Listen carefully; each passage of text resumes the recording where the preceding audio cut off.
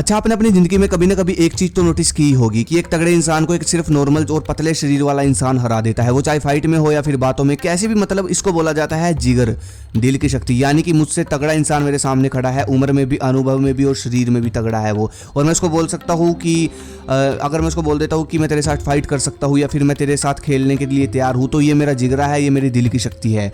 आपके सामने कितनी भी बड़ी अड़चन आ जाए और आप रिलैक्स हो, आपके सामने कितनी भी बड़ी समस्या हो आप रिलैक्स हो, आपके सामने मौत खड़ी है फिर भी आप रिलैक्स हो, इसको हम बोल सकते हैं हद से ज़्यादा जिगरा होना, दिल की शक्ति होना। ऐसी शक्ति अक्सर ऋषि मुनियों या फिर जो ब्रह्मचार्य का पालन करते जिनको लंबे समय हो गया, उनके पास ऐसी शक्ति ज़्यादा होती है, या फिर यूँ कह लो कि उन्हीं के पास होती है ये शक्ति।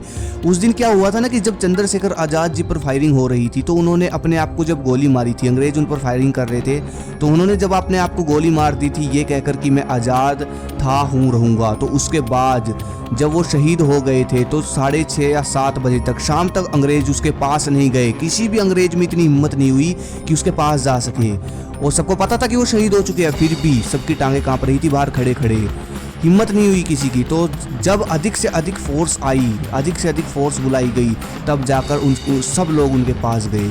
तो इसे कहते हैं शक्ति, मतलब इतिहास भी याद रखता है, मतलब ऐसी शक्ति कि दूसरे इंसान की आत्मा कांप जाए।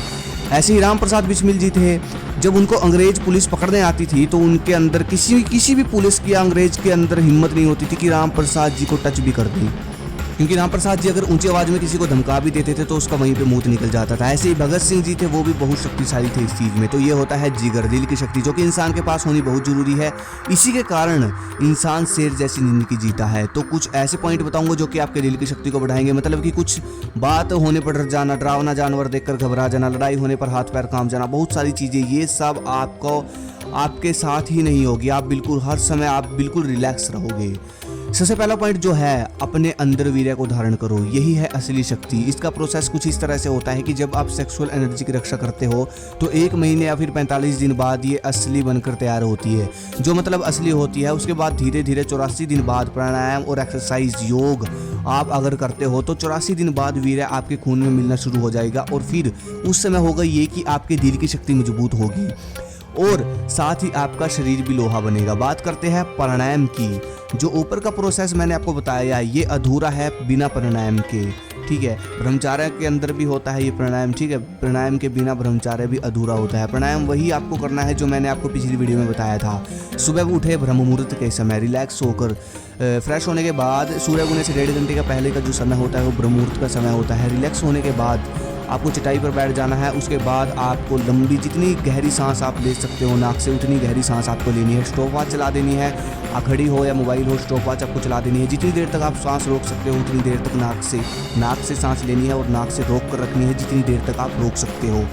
उसके बाद मान लो 1 मिनट क्रॉस कर जाते हो आप, तो बहुत अच्छी बात है, दैट इज़ गुड न्यूज़। ये गुड न्यूज़ है। अगर आप 1 मिनट क्रॉस कर जाते हो, 1 मिनट से ऊपर अगर आपने सांस ली तो बहुत अच्छी बात है आपके लिए। आप स्ट्रेंथ और बढ़ा सकते हो। अगर नहीं ले सकते तो और अच्छी, कोई बात नहीं, मतलब बढ़ा लेना धीरे धीरे प्रैक्टिस करके।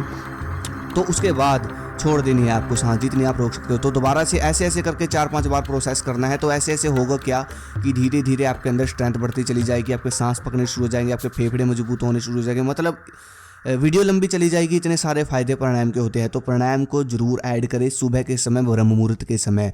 ये है प्राणायाम का पूरा प्रोसेस और वीर्य का। भाइयों पता है क्या है, हुआ क्या है हमारे साथ? जो बचपन में भूतों की फिल्में हमने देखी, फिल्मों में मार काट खून खराबा हमने जो देखा, लोगों ने जो हमको छोटी छोटी बातों पर डराया, इन सब चीज़ों ने इंसान के जिगर को कमज़ोर किया है। अगर मैं बात करूं पहले के समय की, जो पहले का समय होता था, युद्ध का समय, प्राचीन समय का समय, जिस समय युद्ध होते थे, तो उस समय जब बच्चा पेट में होता था ना, तो बच्चे की माँ धार्मिक किताबें पढ़ती थी, मोटिवेशन वाली किताबें पढ़ती थी, तो बच्चे पर भी वैसा ही असर पड़ता था। और जब फिर वो बच्चा बड़ा होता था तो वो बचपन में सबसे पहले दिल से, दिमाग से मजबूत किया जाता था। उसको पहले के योद्धा की बायोग्राफी पढ़ाई जाती थी, उसकी धार्मिक किताबें पढ़ाई जाती थी, धर्म के बारे में पढ़ाया जाता था, उसको ब्रह्मचार्य का पालन करवाया जाता था। तो धीरे धीरे 18 साल तक आते आते वो बच्चा एक योद्धा के रूप में तैयार हो जाता था। लेकिन हमारे यहाँ कोई बच्चा होता है तो जैसे ही वो रोने लगता है बचपन में, तो ये कहकर उसको चुप कराया जाता है कि वो देख भूत आ गया, वो देख बिल्ला आ गया, वो देख बिल्ली आ गई। तो भाई वो योद्धा थोड़ी ना बनेगा। खुद सोचो यार, आज के समय में कोई नशा करके किसी को मार देता है और लोग बोलते हैं कि उसका जिगरा है, तो ये जिगर नहीं है, ये अलग चीज़ हो गई, ये एक विनाश है, आज नहीं तो कल हो जाएगा। तो कहने का मतलब सिर्फ इतना सा है, उस समय नहीं हो पाया, आज के समय में किताबें पढ़ने की कोशिश करें। आप प्रैक्टिकल करके देखो, आप सुबह के समय कोई भी एक फिल्म देखो और फिर होगा कुछ ऐसा कि आपका दिमाग इस तरह से काम करेगा कि आपने उस तरह की जो फिल्म आपने देखी, आप उसी तरह पूरे दिन भर में 2-3 दिन आप उसी तरह रिएक्ट करोगे। आप सुबह फिल्म देखो, उसी पूरा दिन आप उसी तरह रिएक्ट करोगे, अगले दिन भी उसी तरह रिएक्ट करोगे। मतलब सिंपल है, पहले नहीं कर पाए आज कर लो। सुबह उठने के बाद सिंपल एक किताब पढ़ो। हाँ मुझे पता है आप में से बहुत सारे लोग कुछ ऐसे होंगे सुबह उठते ही फ़ोन चलाते हैं, लेकिन भाई सुबह उठकर फ़ोन चलाने से सबसे पहले तो आंखों की लाइफ घटेगी और दूसरा आपके चेहरे का ग्लो ख़त्म होगा। इसलिए एक किताब पढ़ लिया करो, मोटिवेशनल धार्मिक किताब पढ़ लिया करो या बायोग्राफी पढ़ लिया करो किसी भी योद्धा की जो आपका फेवरेट है, उसकी जीवन कथा पढ़ लिया करो। और उसके बाद मेडिटेशन सबसे इम्पोर्टेंट, दिमाग स्थिर रहना ज़रूरी है, उसी के बाद दिल से मजबूत हो सकता है इंसान। होता क्या है ना कि प्राणायाम के साथ साथ आप मेडिटेशन कर सकते हो, क्योंकि दिमाग का स्थिर रहना बहुत ही ज़रूरी है, यही आपको मजबूत करेगा हर तरह से, ठीक है। उसके बाद आती है आपकी योगा आपको जरूर करनी चाहिए। आप सुबह प्राणायाम करते हो तो ये भी योगा के अंदर ही आता है, तो 1-2 योगा आप जरूर कर लें। आप शीर्षासन कर सकते हो, आप और भी बहुत तरह की योगा है, बहुत शक्तिशाली योगा है, वे योगा आप कर सकते हो। कम से कम सुबह का समय आधा घंटा आप योगा को जरूर दें, क्योंकि जब सुबह कोई इंसान योगा करता है, ठीक है, तो सबसे पहली चीज़ तो क्या होता है, सुबह एक्सरसाइज करते हो तो वात बढ़ता है, लेकिन सुबह योगा करते हो तो फ़ायदा देखो कितना अच्छा होता है। एक्सरसाइज आप शाम को कर लो, लेकिन सुबह जब योगा करता है कोई इंसान तो उसका पूरा दिन टेंशन फ्री जाता है। मतलब टेंशन बेशक उस पर हो, लेकिन उसको दिमाग में फील नहीं होगी कि उस पर प्रेशर आ गया, मैं मरने को हो गया, ऐसा फील नहीं होगा। टेंशन बेशक होगी आपके पास, मुझे नहीं पता क्या प्रेशर होगा आपके पास, लेकिन आपको फील नहीं होगा। योगा में इतनी पावर होती है। आपने देखा होगा कुछ लोग ऐसे होते हैं जो टेंशन फ्री रहते हैं, खेलते कूदते हैं, और उनका जिगरा भी उसी हिसाब से कितना मजबूत होता है। दिल की शक्ति वही इंसान प्राप्त कर सकता है जो टेंशन फ्री, चिंता मुक्त रहता है। चिंता चिता के समान होती है मेरे भाई, तो चिंता से मुक्त रहना है, तभी आप मजबूत बन पाओगे। इसीलिए योगा 30 से 40 मिनट सुबह का समय योगा को जरूर दें, ठीक है।